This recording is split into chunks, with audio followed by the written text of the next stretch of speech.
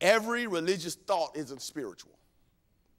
False piety, the point is piety, false piety can masquerade as spirituality, but these type of mental constructs do not lead to higher spiritual awareness or heaven.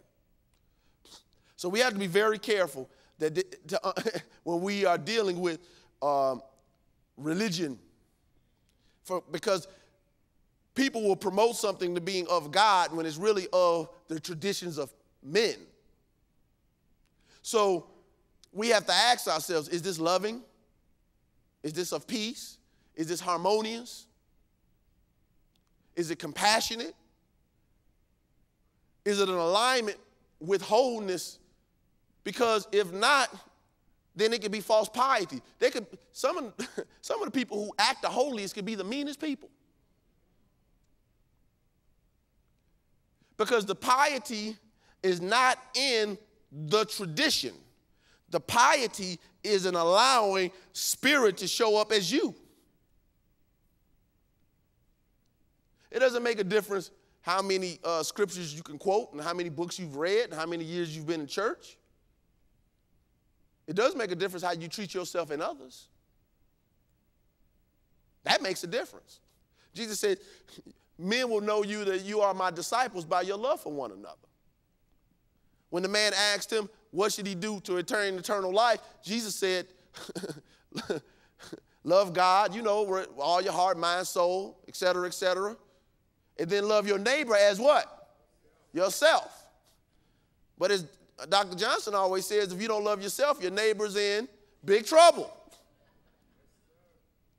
So we have to make sure that we're not being falsely pious with ourselves. In other words, looking to be known by people as being so righteous, but we're mentally wicked.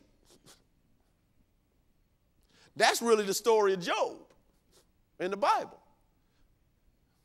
Job did all of the outer observances of the religion to make sure that if he messed up or even his children messed up, they would be covered. So his actions were really based upon fear. I got to burn this incense, do these offerings and all the stuff that they used to do back then. He's not a historical character, by the way. It's a story to explain why the quote-unquote good people suffer. The point of it is this. Job said when the stuff started happening, that which I feared most has come upon me, which lets you know that his dominant thinking pattern was based upon fear, not wholeness in spirit.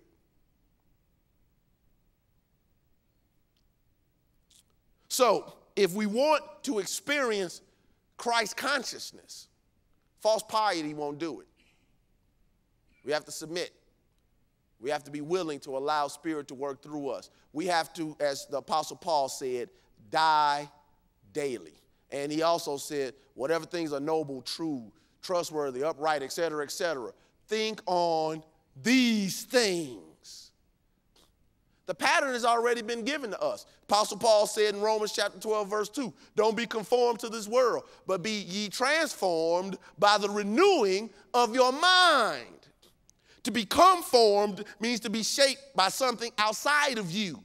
To be transformed is to be changed by something inside of you. You conform to society by coming out with clothes on, because that's not acceptable in our society, to be unclothed out in public, right? But the caterpillar turning into the butterfly is transformed. It's something that goes on the inside.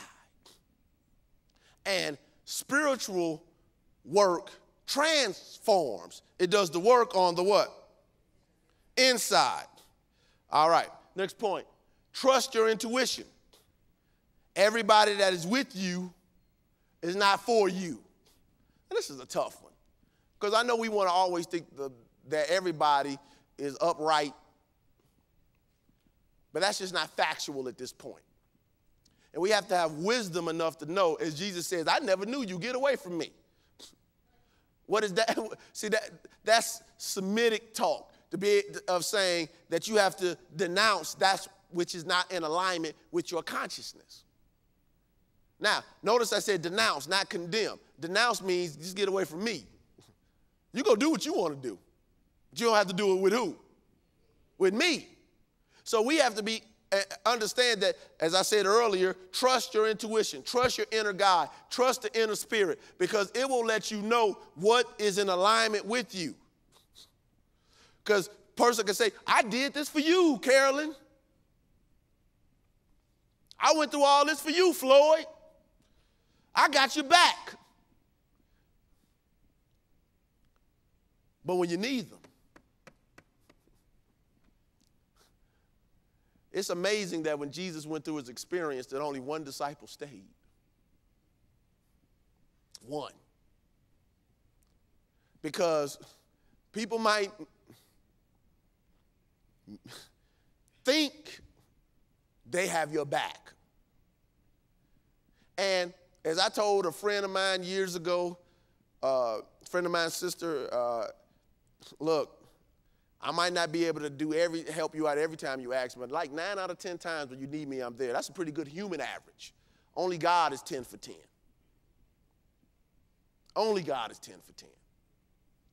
So we have to recognize that some people who are in our space right now are there to validate our own inner fears, anxieties, and levels of lack of, I want to make up a word, deservedness. In other words, when we think that we don't believe, if we think at a subconscious level that we don't deserve the best, that we don't supposed to be treated right, that things aren't supposed to go our way, and nobody will admit that honestly.